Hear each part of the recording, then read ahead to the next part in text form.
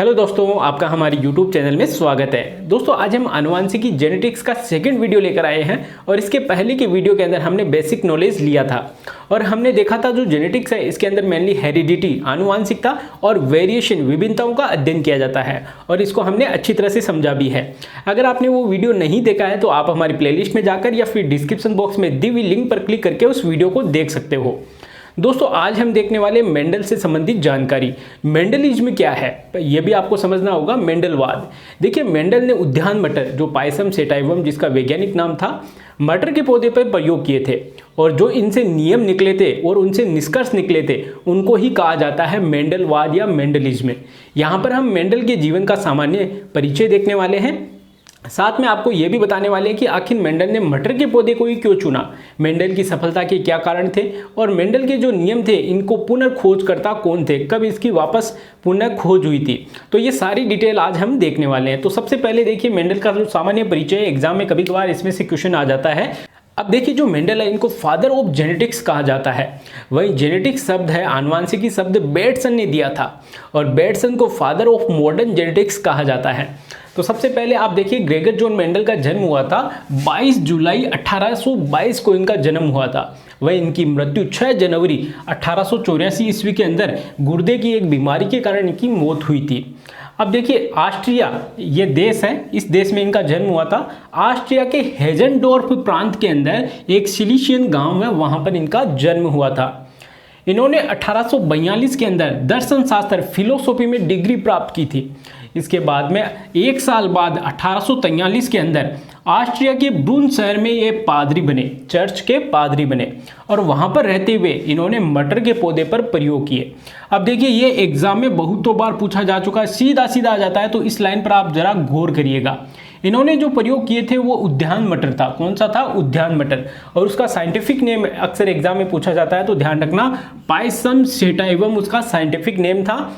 जो इन्होंने एक्सपेरिमेंट किए थे वो 7 सालों तक किए थे, लगभग 1856 से लेकर 1863 तक इन्होंने एक्सपेरिमेंट किए थे।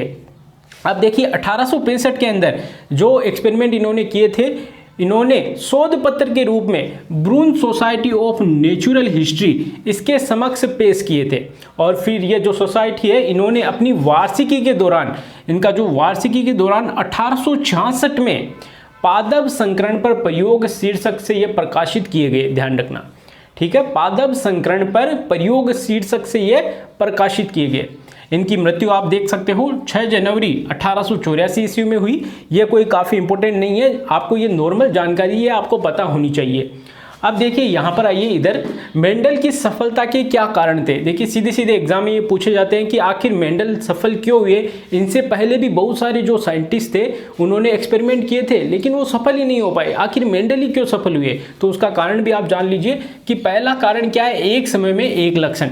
मेंडल ने जो भी एक्सपेरिमेंट किए थे, जो भी संकरण के प्रयोग किए थे, एक समय में केवल एक ही लक्षण ले रहे थे। बाकी के जो साइंटिस्ट थे उनको पता ही नहीं था, वो 3-4 लक्षण, 5-7 लक्षण सभी साथ में लेकर एक्सपेरिमेंट कर रहे थे, इसलिए उनको सफलता नहीं मिली। भाई जब आप भी एग्ज़ाम की तैयारी करते हो तो आपके, अगर कंपटीशन एग्ज़ाम की आप तैयारी करो तो आपके सामने एक टारगेट रहता है कि मुझे इस जॉब को पाना है। अगर आप चाहो कि मुझे ये भी पानी है वो भी पानी है, तब आप सफल नहीं हो पाते हो। तो ठीक उसी तरह मेंडल का लक्ष्य एक था, एक समय केवल एक ही लक्षण का अध्ययन करना, तो इसी के कारण मेंडल को सफलता मिली। पहला कारण तो ये है। अब दूसरा कारण देखिए, मटर के पौधे का चुनाव। इन्होंने क्या किया था, पौधे का चुनाव मटर का किया था। आपको पता है मटर का पौधा काफ़ी छोटा होता है, कम जगह के अंदर वो हम लगा सकते हैं उसको, उसके बारे में अध्ययन कर सकते हैं। और इसका जो आयु है, इसकी उम्र है वो भी कम होती है, लगभग 2-3 महीनों के अंदर 1 वर्षीय पौधा होता है। तो मटर के पौधे का इन्होंने चुनाव किया था। अगर आप सोचिए यहाँ पर अगर बरगद के पौधे का चुनाव कर लेते तो एक पीढ़ी का भी अध्ययन नहीं हो पाता, उससे पहले ही मेंडल गायब हो जाता, मतलब उसकी मृत्यु हो जाती। तो इन्होंने मटर के पौधे का चुनाव किया। अब देखिए नेक्स्ट, सांख्यिकीय विश्लेषण। इनका जो विश्लेषण है, इनका जो संख्या ज्ञान है, इनका काफ़ी अच्छा था और जो भी इन्होंने एक्सपेरिमेंट किए थे ना, तो उनका सही तरीके से, सटीक तरीके से विश्लेषण किया था, तो ये भी इनके सफलता का कारण है। अब देखिए नेक्स्ट आगे, ये तो मेनली 3 जो सफलता के कारण है जो अक्सर एग्जाम में पूछे जाते हैं। वहीं देखिए मटर के पादप को चयन, आखिर मटर के पौधे का ही चयन क्यों किया? वैसे हमने आपको इसमें बता ही दिया है, फिर भी आप देख लीजिए कि मटर का पौधा 1 वर्षीय होता है। मटर के पौधे का जीवन काल लगभग 2-3 महीने ही होता है, तो कम समय के अंदर इसकी बहुत सारी पीढ़ियों का अध्ययन किया जा सकता है।